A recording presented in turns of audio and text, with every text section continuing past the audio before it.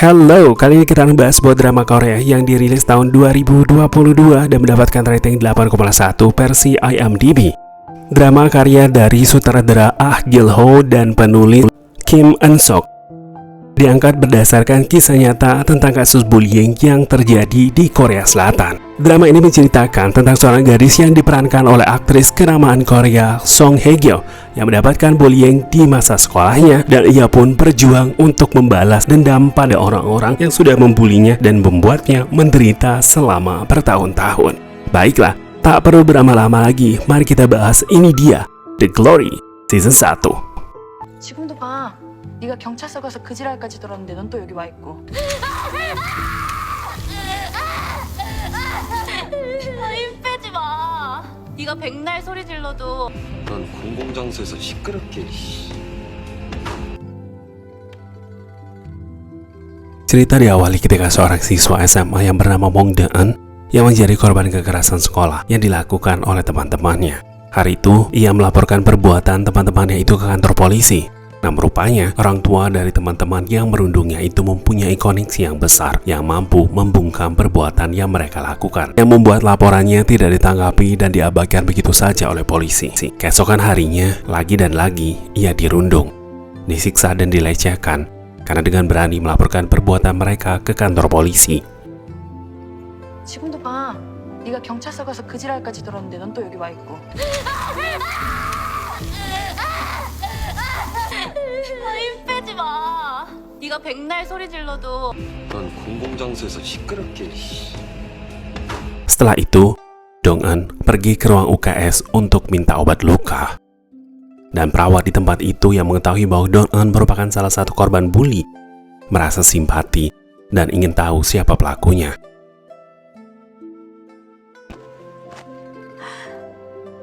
왜 이런 거니? Namun secara mengejutkan, Yongjin yang kebetulan juga ada tempat itu mengaku bahwa dialah yang melakukan hal itu. 전에도 제가 Ketika ia pulang sekolah, rupanya Dong-eun sudah ditunggu oleh para pembuli itu.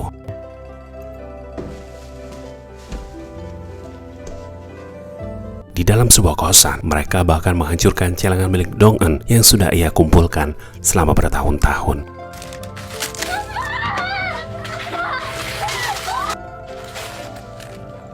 대신 우리 술 마실 동안 춤춰봐. Dan lagi, mereka membakar Dong-eun di bagian kaki dengan setrikaan. 다리도 예쁘네.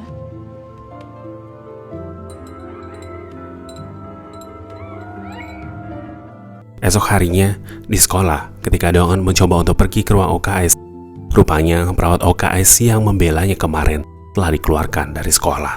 Dan pada malam itu, ia telah menanggung siksaan terus-menerus untuk waktu yang lama. Dan rasa sakit dari luka bakar dan memar menjadi semakin tak tertahankan. Dong-eun merasa ingin menyerah pada kehidupannya, tetapi tidak semudah yang ia kira. Ketika ia berdiri di tepian gedung antara hidup dan mati, ia kemudian menyadari bahwa kematian tidak akan membebaskannya dari rasa sakit. Malam itu turun salju, dan Dong-eun merasa lebih baik ketika salju menutupi lukanya.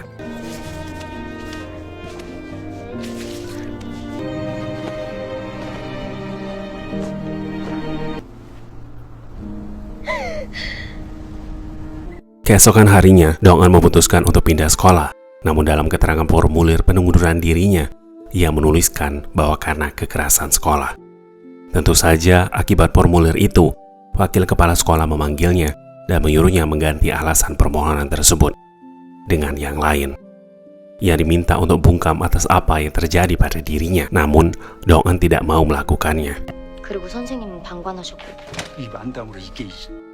Karena Dong-eun tidak mau mengganti alasan pengunduran dirinya, wakil kepala sekolah itu memukul Dong-eun dengan membabi buta di depan sebuah guru. 내 아들이.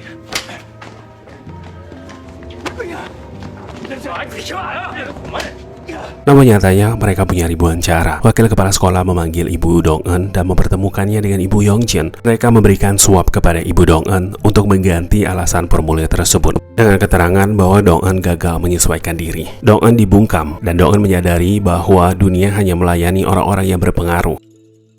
Sepintas Dong-eun merasa sangat putus asa akan kehidupannya. Meskipun ada hari-hari di mana rasa sakit yang ia alami sudah tidak tertahankan dan terbesit untuk menyerah. Namun Dong-eun akhirnya memilih untuk melawan, dan Dong-eun pun berjanji kepada para pembulinya bahwa suatu saat nanti ia akan datang menemui mereka lagi. 와, 운동아. 우리 꼭 또 보자, 박연진. Waktu pun berjalan dengan cepat. Dong-eun bekerja dari pagi hingga larut malam.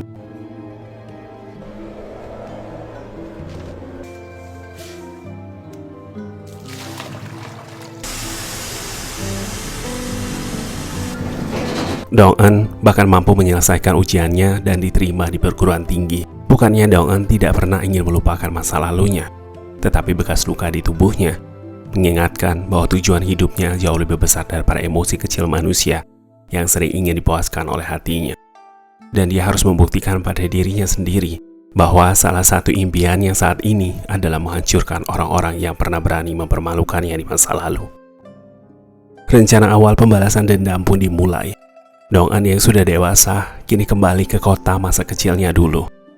Di sana, Dong-eun mulai mencari informasi tentang latar belakang, kesukaan, hobi, termasuk hal-hal lain dari orang-orang yang pernah membulinya dulu. Di mana saat ini, Myung-oh yang dulunya pernah melecehkannya sekarang menjadi seorang kurir narkoba, sekaligus menjadi orang suruhannya Jae-jun. Sarah menjadi seorang pelukis. Namun, di samping itu, inspirasinya berasal dari narkoba yang ia pakai. Dan Hae-jong kini menjadi seorang pramugari. Dan sampai saat ini, ia masih memendam rasa sukanya terhadap Jae-jun. Sementara itu, Jae-jun yang masih dengan kebiasaan lamanya bermain dengan banyak wanita, saat ini menjadi seorang pebisnis yang mewarisi toko dan lapangan golf dari orang tuanya. Dan Yongjin, orang yang paling dibenci oleh Dong-eun, saat ini menjadi penyiar berita cuaca dan akan menikahi seorang konglomerat. Dan mereka semua adalah komplotan yang pernah melakukan pembulian dan pelecehan terhadap Dong-eun di masa lalu. Yang mana dendamnya tersebutlah yang saat ini menguatkan dirinya untuk terus bertahan. Dan akhirnya hari yang dinanti-nantikan oleh Yongjin tiba, di mana dia berhasil menikahi seorang konglomerat. Namun di perayaan itu, dari kejauhan, Dong-eun terus mengawasi orang-orang yang akan jadi target balas dendamnya. Ia datang untuk mencari informasi lebih sebelum ia memulai aksinya secara perlahan. Setelah mengajar les, Dong-eun merasakan pusing hingga terjatuh pingsan. Dan saat itu, ia segera dilarikan ke rumah sakit dan tampak di sampingnya seorang pria yang dipenuhi dengan luka juga terbaring dalam keadaan pingsan. Dong-eun yang sudah sadar dari pingsannya, ia duduk dan langsung berusaha mencabut jarum infus yang ada di tangannya. Melihat apa yang dilakukan Dong-eun, pria di sampingnya segera berusaha untuk mencegahnya.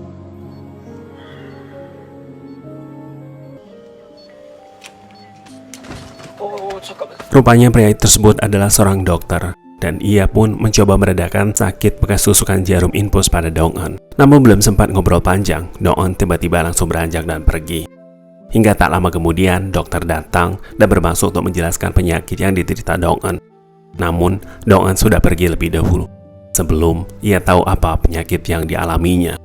Ye-jong yang kebetulan membaca dan mengetahui bahwa wanita itu mengalami anemia, ia pun berusaha untuk mencari Dong-eun untuk segera memberitahu apa yang dideritanya.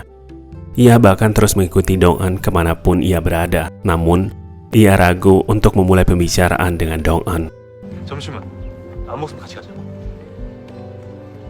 Hingga akhirnya hari demi hari pun berlalu dan mereka akhirnya tidak sengaja bertemu lagi di sebuah taman permainan Go. Dan di sana, Ye-jong menceritakan kondisi yang dialami oleh Dong-eun sekaligus membawakan obat untuk Dong-eun. Ia pun kemudian mengajarkan Dong-eun permainan Go, sebuah permainan yang saat ini ingin sekali Dong-eun pelajari. Karena permainan ini masuk dalam salah satu strateginya untuk balas dendam. Hari demi hari mereka berdua terus saja bertemu di taman tersebut untuk bermain Go bersama. Hingga suatu ketika Dong-eun mengatakan bahwa hari ini adalah hari terakhirnya belajar bermain Go bersama Ye-jong. 그동안 고마웠어요. 과외해줘서. 아니 어떻게 그동안의 시간들도 있는데 어떻게 이렇게 안녕을 해요? Waktu pun berlalu dengan begitu cepat. 2 tahun kemudian, Dong-eun berhasil lolos ujian seleksi guru. Walaupun sedikit kontras dengan apa yang dicita-citakannya, Setidaknya, upaya yang dilakukannya ini masih dalam rencananya untuk melakukan balas dendam. Dan 6 tahun kemudian, hubungan Yongjin dengan suaminya dikaruniai seorang anak perempuan yang kini sudah menginjak bangku SD. Di tempat semula, rupanya semenjak pertemuannya beberapa tahun yang lalu, Ye-jong terus saja mengunjungi taman tersebut sambil berharap bertemu kembali dengan Dong-an.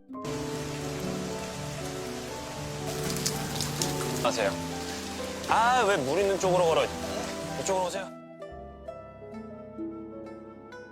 Suatu hari, Dong-an bertemu dengan seorang ibu tua yang bernama Honam yang akan dijadikannya untuk mata-mata para pembulinya dahulu. Sambil mengumpulkan informasi, ibu ini sebenarnya juga mempunyai masalah keluarga karena ia kerap kali mengalami kekerasan dalam rumah tangga oleh suaminya. Dan kesepakatan kerjasama di antara mereka berdua pun terjalin, di mana Dong-an meminta si ibu untuk mematai pembulinya dahulu, sementara si ibu minta Dong-an untuk membunuh suaminya. Sebagai bonusnya dan rasa empatinya terhadap mereka, ia juga memberikan les gratis setiap minggu di sebuah kereta pada anak Honam. Honam pun mulai melakukan aksinya dan beberapa informasi penting terus ia dapatkan. Berdasarkan informasi yang diberikan Hyeonomla, akhirnya Dong-an jadi tahu bahwa Yongjin mempunyai seorang putri yang sering datang ke klinik mata. Hal ini membuat Dong-an teringat bahwa dulu Jae-jun juga memiliki riwayat penyakit buta warna.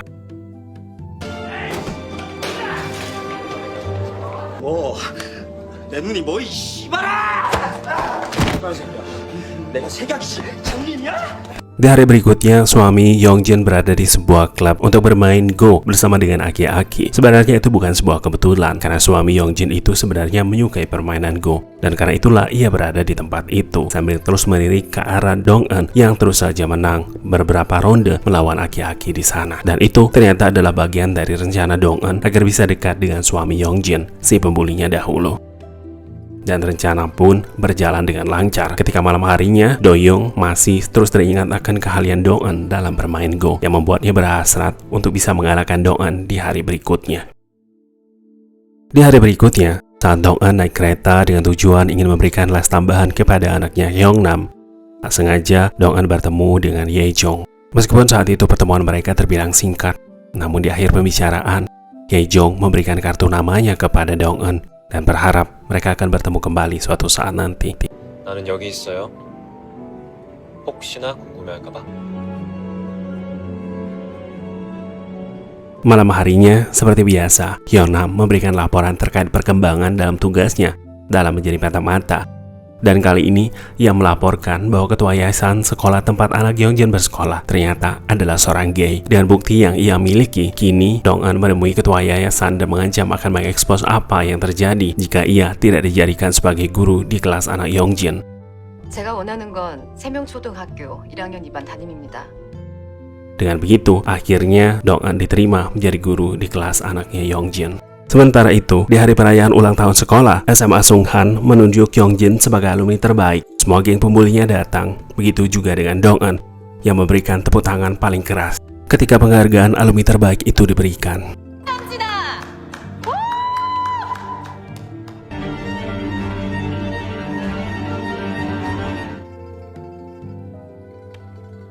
Ketika pertunjukan itu usai, Yongjin langsung menampar Dong-an seperti sebuah sambutan familiar yang pernah ia rasakan sebelumnya. Namun berbeda dengan dahulu, kini Dong-an tidak lagi gentar. Bahkan saat itu ia berterus terang bahwa ia masih ingat apa yang mereka lakukan dahulu padanya.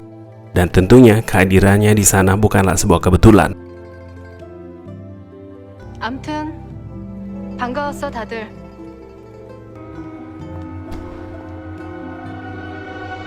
Sepulang dari sana, Dong-an pergi untuk menemui Myung-oh yang kali ini bekerja sama dengan Dong-an secara diam-diam. Di tempat itu, Dong-an mengungkit permasalahan dahulu di mana seorang siswa bernama Sohee yang dikabarkan meninggal karena bunuh diri. Di tempat saat ini mereka berbicara dan Dong-an pun menjelaskan tentang kebenarannya, bahwa sebenarnya Sohee bukan bunuh diri tapi didorong oleh seseorang dari atas.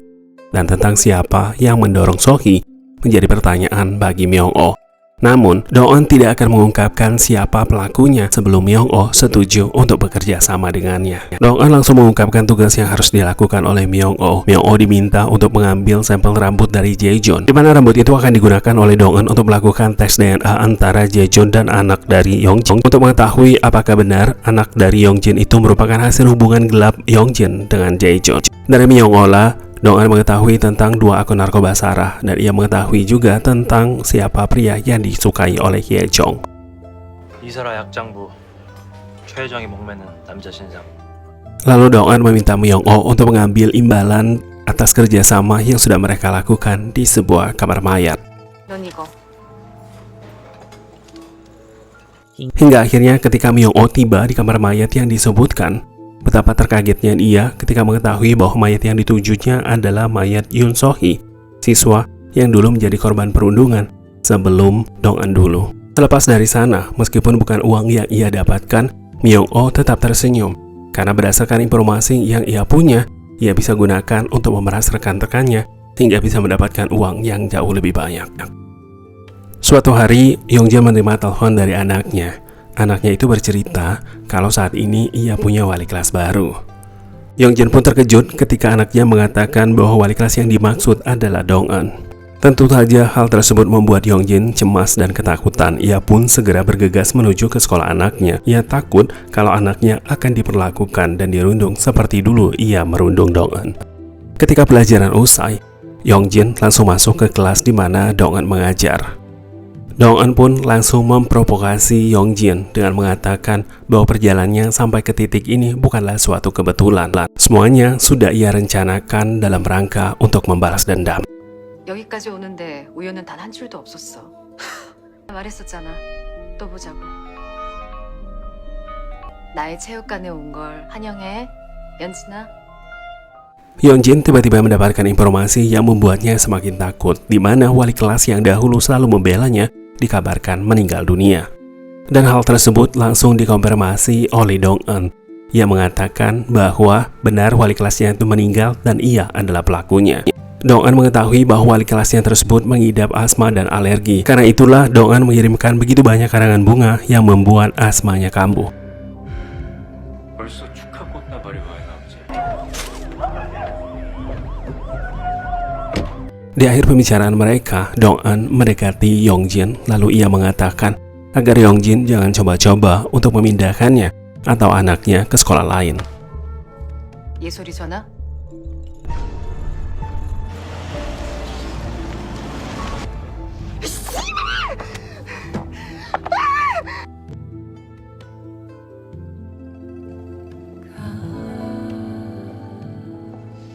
안녕하셨어요, 교장 선생님. 잠깐 뵐 수 있을까요? Karena merasa khawatir dengan keselamatan anaknya, Yongjin menemui kepala sekolah dan meminta kepala sekolah untuk memindahkan Dong-eun ke sekolah yang lain. Namun upaya yang tersebut ternyata gagal ketika kepala sekolah mengatakan bahwa Dong-eun adalah guru yang direkomendasikan oleh ketua yayasan. 우리 끝까지 완성해 볼까? 꼴값 그만 떨고 돈 요구하라고. 난 네가 시들어가는 이 순간이 아주 길었으면 좋겠거든. Karena upayanya untuk memindahkan Dong-eun ke sekolah yang lain gagal, Yongjin pun akhirnya menemui suaminya dan merayu suaminya agar mau memindahkan anak mereka sekolah ke luar negeri. 오빠, 우리 예솔이 그냥 유학 보낼까? Dan tentu saja ide dari Yongjin ditolak oleh suaminya. Karena sedari awal Yongjin lah yang berkeras ingin memasukkan anaknya agar bisa sekolah di tempat di mana Yongjin bersekolah dahulu. Sementara itu, di tempat lain, di sebuah rumah sakit, Ye-jong pulang lebih awal karena dia akan memperingati kematian ayahnya. Rupanya, kehidupan Ye-jong tidak seindah apa yang dia tampilkan. Ye-jong menyimpan masa lalu kelam, di mana sampai saat ini ia masih rutin berkonsultasi dengan seorang psikolog. Di mana sampai saat ini Ye-jong terus saja rutin berkonsultasi dengan psikolog untuk mengatasi trauma yang ia alami di masa lalu, yaitu kasus kematian ayahnya yang dibunuh oleh salah seorang pasiennya. Oleh karena itulah, meskipun di luar nampak ceria, namun sebenarnya Ye-jong menyimpan masa lalu kelam dan trauma, dan ia terus saja terbayang akan orang yang membunuh ayahnya. Sementara itu, Hyungnam masih dengan tugasnya dan misi-misinya untuk mengkorek informasi lebih banyak. Dan saat ini, targetnya adalah Hyejong. Pada misinya kali ini, Hyungnam berhasil menukar handphone miliknya dengan handphone milik Hyejong. Lalu seperti biasa, pada malam harinya, Hyungnam menemui Dong-eun untuk memberikan laporan terkait update dari penyelidikannya. 수고하셨어요. 그럼 다음에 봬요. Esok harinya, Dong-eun datang ke sebuah gereja dan tujuannya kali ini adalah untuk menemui Sarah. 진짜 신이 있다고 생각해? 정말로? Berbekal informasi yang diterimanya dari Myung-oh bahwa Sarah adalah seorang penjatuh narkoba, Dong-eun mengancam Sarah akan melaporkannya ke polisi. Tapi Dong-eun memberikan pilihan lain, di mana Sarah bisa mengisi tas yang ia berikan dengan uang tunai jika tidak ingin dilaporkan.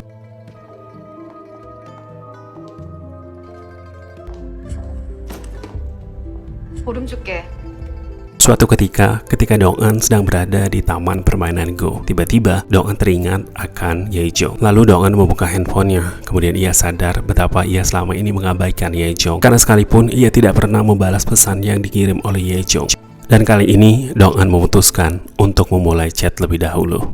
Di tempat lain, Yejong yang menerima pesan dari Dong-eun merasa kaget dan tak percaya kalau Dong-eun mengirimnya pesan. Dan tanpa basa-basi, Yejong langsung menghubungi Dong-eun.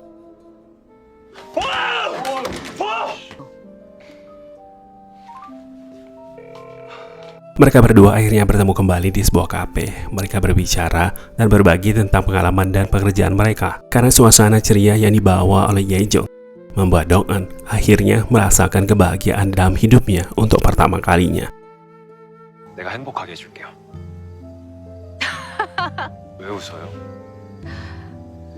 방금 행복했나 보죠. Ketika Yejong berkata ingin mengajaknya berkencan, Dong-eun pun mengatakan bahwa saat ini ia tidak membutuhkan pangeran berkuda, melainkan Algojo yang mau bergabung dengannya dan membantunya dengan tarian pedang. 나랑 같이 칼춤 춰줄 망나니가 필요하거든. Tentu saja Yejong bingung dan tidak mengerti dengan apa yang disampaikan oleh Dong-eun. Lalu Dong-eun menceritakan bahwa dirinya adalah korban bullying, di mana ia meminta Yejong untuk bergabung dan membantunya untuk membalaskan dendam. Awalnya, Yejong meminta Dong-eun untuk melupakan dendamnya dan berdamai dengan masa lalunya.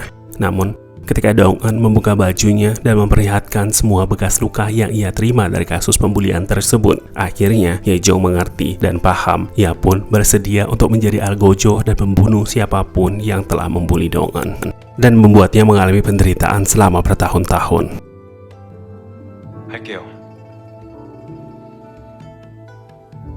누구부터 죽여줄까요? Di tempat lain, Jae-joon menerima sebuah paket yang berisikan sebuah sikat gigi anak kecil yang berwarna pink. 대표님, 방금 여기로 튀겨와서요.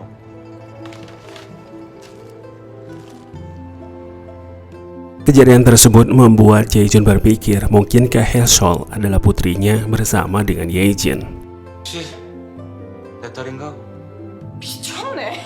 Kemudian sebuah paket datang kembali dan kali ini isinya adalah surat hasil tes DNA di mana menyatakan bahwa Jae-joon memiliki kecocokan 99% dengan Haesol. Itu berarti Haesol adalah anaknya dengan Yejin. Suatu hari Jae-joon mulai berusaha untuk mendekati Haesol, di mana satu hal yang membuatnya semakin yakin bahwa Haesol adalah putrinya saat kejadian di mana Haesol kesulitan untuk membedakan warna merah dan warna hijau sama dengan dirinya.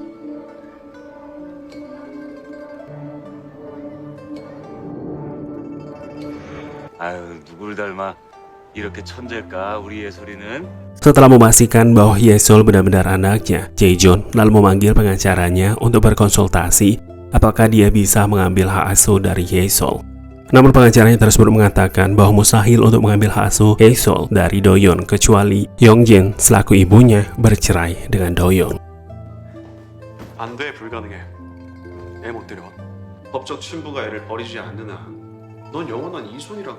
애초에서는 소송이 아니라 친부의 이혼. Di hari berikutnya, Jae-joon mengajak Yongjin untuk bertemu, dan di pertemuan itu, Jae-joon meminta agar Yongjin bercerai dengan suaminya lalu menikah dengannya. 남편 정리하라고. 나 예솔이 아빠 시켜줘. Namun semua itu tidaklah mudah, tidak seperti membalikan kedua telapak tangan. Apalagi, suami Yongjin saat ini jauh lebih tajir dibanding Jae-joon. Setelah mendapat informasi dari Dong-eun bahwa yang membunuh Yeon So-hee adalah Yongjin, tak lama kemudian, Myung-oh dikabarkan membeli tiket one way ke Rusia dan menghilang tanpa jejak. 올라와. Padahal kenyataannya, Myung-oh tidak pernah meninggalkan Korea atau mencapai negara tujuannya karena Myung-oh dipukul hingga tersungkur. 머리. Nampak seseorang yang menggunakan sepatu berwarna hijau meninggalkan mayat Myung-oh yang tergeletak di lantai. Sepertinya orang itu adalah Yongjin karena sepatu yang dikenakannya mirip dengan apa yang dipakai oleh Yongjin. Kemungkinan besar hal itu terjadi karena Myung-oh sudah memeras Yongjin dan meminta uang tebusan atas rahasia kematian Yong So-hee yang melibatkan Yongjin. Karena merasa terancam dan takut rahasianya terbongkar, Yongjin akhirnya memutuskan untuk mengakhiri hidup Myung-oh. Ternyata paket-paket misterius juga diterima oleh Hye-jong, di mana di saat dia sebentar lagi akan menikah dengan seorang pria dari keluarga kaya raya, Hye-jong menerima paket berupa foto yang membuktikan bahwa ia selama ini memendam rasa suka pada Jae-jong.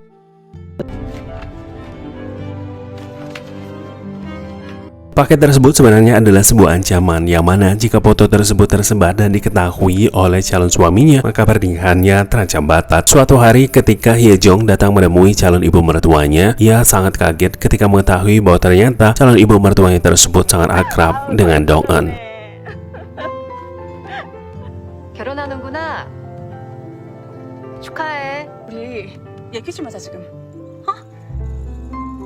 Takut pernikahannya akan gagal, Hye-jong berlutut dan meminta maaf atas kesalahan yang ia lakukan dahulu. 살려줘 도훈아. 아직 시작도 안 했는데 벌써 무릎부터 꿇으면 어떡해.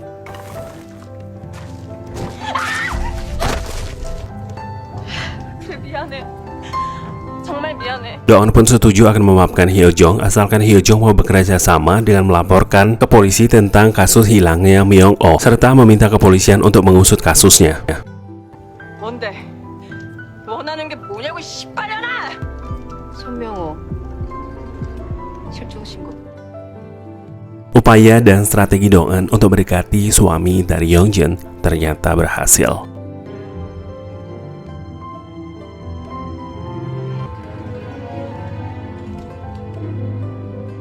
Karena di hari-hari berikutnya, suami dari Yongjin tersebut menantang Dong-eun untuk bermain go bersamanya. 기혼 오랜만에 오셨죠? 네, 먹고 사느라. 그분 어디서 배웠어요? 동네 공원에서요. 한당 2만 원이던데. Sedari awal, alasan Dong-eun belajar permainan go adalah upayanya untuk mendekati Do-young, dan ternyata rencananya berhasil dan berjalan dengan lancar. Suatu hari, Dong-eun sebagai wali kelas mengundang ayah dari murid-muridnya untuk datang dan hadir ke kelas anaknya. Namun Do-young, ayah dari Hye-sol, kaget karena melihat ada Jae-jun yang juga ikut datang. Ia bertanya dan heran kenapa Jae-jun selalu ada di sekitar anaknya. Mereka kemudian berbicara dan dari sana diketahui bahwa Jae-jun, istrinya, dan yang lainnya ternyata sudah mengenal Dong-eun sejak dari masa sekolah. 여긴 무슨 일로? 동창이거든요. 1학년 2반 담임님도. Dari pembicaraan tersebut, Do-young semakin kepikiran tentang alasan kenapa Jae-jun selalu berada di sekitaran putrinya dan juga hubungan Jae-jun, istrinya, dan yang lainnya dengan Dong-eun.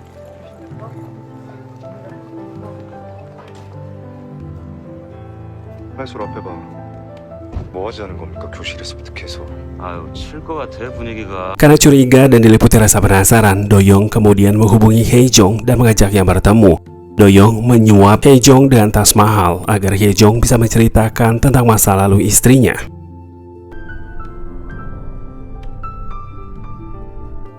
무슨 일일까 궁금하기도 하고. 문동훈 씨 아시죠? Hye-jong kemudian menceritakan semuanya bahwa ia dan teman-temannya sudah mengenal Dong-eun semasa SMA dan Yongjin adalah orang yang merundung Dong-eun waktu SMA dahulu. 그 동창이고 고등학교 때 연진이가 동훈이를 그 사연 연진이한테 직접 들으세요. 아주 뜨거운 얘기. Sepulang dari pertemuannya dengan Hye-jong, Do-young kemudian bertanya kepada istrinya tentang apa yang dikatakan oleh Hye-jong kepadanya. 우리 담임이 친구야? Namun Yongjin tidak menjawab, ia merayu Dong-young dan mengalihkan pembicaraan. Esok harinya, Jejo mendapat telepon dari polisi yang mengatakan bahwa ada yang melaporkan tentang kehilangan Myung-oh. Kabar tersebut tentu saja membuat mereka semuanya panik. Mereka panik bukan karena kehilangan teman, namun panik karena jika dilakukan penyelidikan tentang menghilangnya Myung-oh, maka bisa merembet kepada kasus penyelidikan yang lain. Tentu saja, mereka bisa saja ikut terlibat dalam kasus itu. Mereka kemudian saling tuduh tentang siapa yang melaporkan tentang kehilangan Myung-oh. Akhirnya, Hye Jong pun mengakui bahwa ia yang sudah melaporkan tentang kehilangan Myung-oh pada polisi. 내가 했어 신고. 너 일부러 그런 거지. 너 저희가 뭐야? Di tempat lain, Yongjin mendapatkan kabar dari seorang polisi kenalan dari ibunya yang memberitahu alamat dari Dong-eun. Informasi tersebut membuat Yongjin kaget karena ternyata selama ini Dong-eun tinggal tepat di depan rumahnya. Tak perlu menunggu waktu lebih lama, Yongjin bergegas untuk datang ke rumah Dong-eun. Yongjin kemudian membayar seseorang untuk bisa membukakan pintu rumah dari Dong-eun itu. Saat Yongjin berhasil masuk ke dalam rumah Dong-eun, ia kaget dan terkejut melihat begitu banyak foto yang tertempel di dinding. Dari situ diketahui bahwa Dong-eun selama ini sudah mengawasinya dan mempersiapkan diri untuk membalas dendam kepadanya. Sementara itu, Do-young yang masih sangat penasaran tentang masa lalu Yongjin datang menemui Dong-eun. 궁금하신 게 많겠어요. 물어보세요. Di sana, Dong-eun kemudian menceritakan semuanya, termasuk alasannya mendekati Do-young yang merupakan bagian dari rencananya. 으로 접근한 겁니까 나한테? 네. 각오는 됐어요. Kembali ke kediaman Dong-eun, setelah mendengar cerita dari Dong-eun, Do-young kemudian mendatangi rumah Dong-eun dan di sana ia memergoki istrinya sedang berada di sana juga. Pandangan Do-young tertuju pada foto-foto yang ada di dinding, foto-foto masa lalu tentang kebersamaan istrinya dengan teman-teman pembulinya di masa lalu. Dan drama season 1 pun berakhir. Terima kasih sudah menonton. Jangan lupa like, comment, dan subscribe. Ketemu lagi di The Glory Season 2.